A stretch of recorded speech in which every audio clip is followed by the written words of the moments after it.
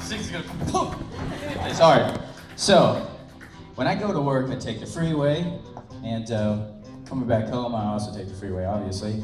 And there's, like you guys have here, there's an off-ramp.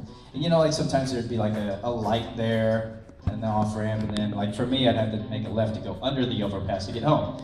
Anyways, every time I would take that exit, there'd be like a homeless guy standing on that corner there, you know, where the light is, you know, as I'm exiting or whatever. And usually it's like, oh, I just cut the green, sorry, you know, but if I'm like stopped, it feels weird, I don't know what to do, like roll down my window and he's gonna come over the car or something. I never give money like when I'm driving.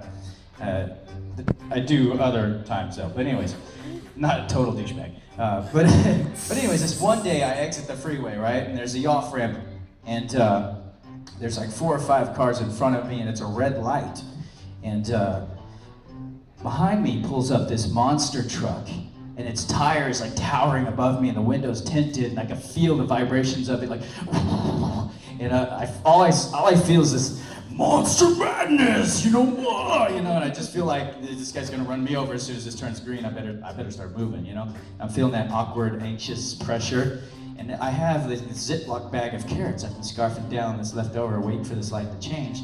And I look over, expecting to see some homeless guy there, and I see a homeless woman, and she's got her sign, and you know, my heart went out to her. I was like, oh man, it could be my mom or something, you know. So I felt bad.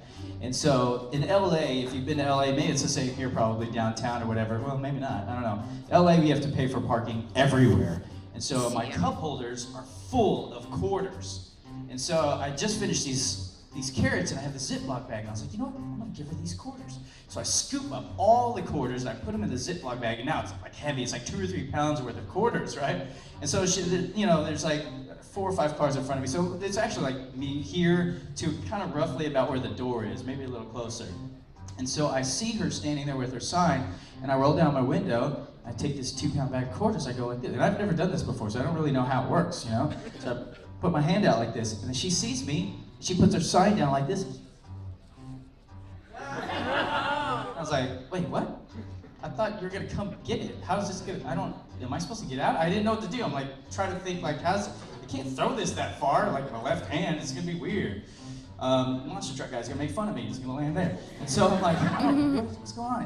And the light turns green, and the cars in front of me, they just take off. So instinctively, because the monster truck's behind me, I'm like, oh, I better start going. So I start going, you know? And as I'm approaching her, I'm like, okay, what? And I look down, I'm like going 30 miles an hour now, you know?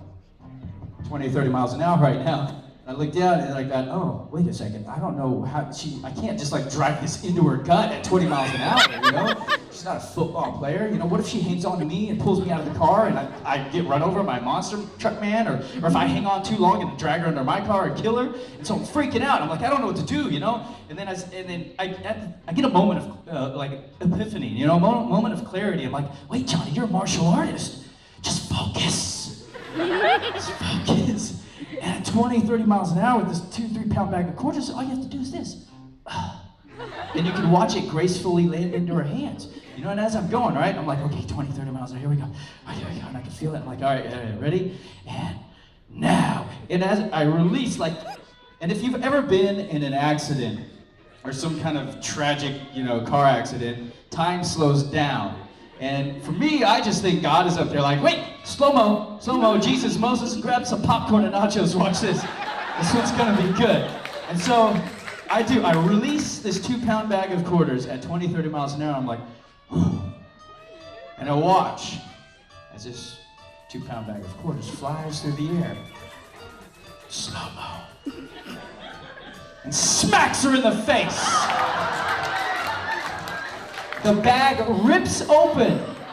Quarters are glistening in the sunlight. It was beautiful from any other perspective. And then she's like, and it starts falling down, you know, with the quarters. And all I could do is this. No! So I like slam her in the face with quarters. I yell no at her. And I've been going so fast, I screech around the corner. There's no way to turn around and see if she's alive. I just keep going. Driving home, the whole way I'm like, why? Why? should have just got out. And it's a true story. And so if there's a lesson to be learned, don't give homeless people money while driving your car. It's a totally true story. Before that day, there's always been a homeless guy there. After that day, never again. I'm not even joking. I drive by every single day, and I'm hoping to see her or something, or a white cross or something, to let me know what happened. But I never see any homeless people there anymore. And I honestly think they meet, like, there's a bridge somewhere, underneath the bridge, around a little barrel fire. Hey Bob, how's it going? Where's Sally? You didn't hear? She's dead. Some guy killed her with quarters. We had just enough to bury her. Leave that one out? Okay. It's like, okay, cross the line. Okay. But I was thinking, I could run for office or something. Clean up the city. Just carry a bag of quarters. Homeless people will run. Oh, I felt so bad. I've got another one. You want to hear another story?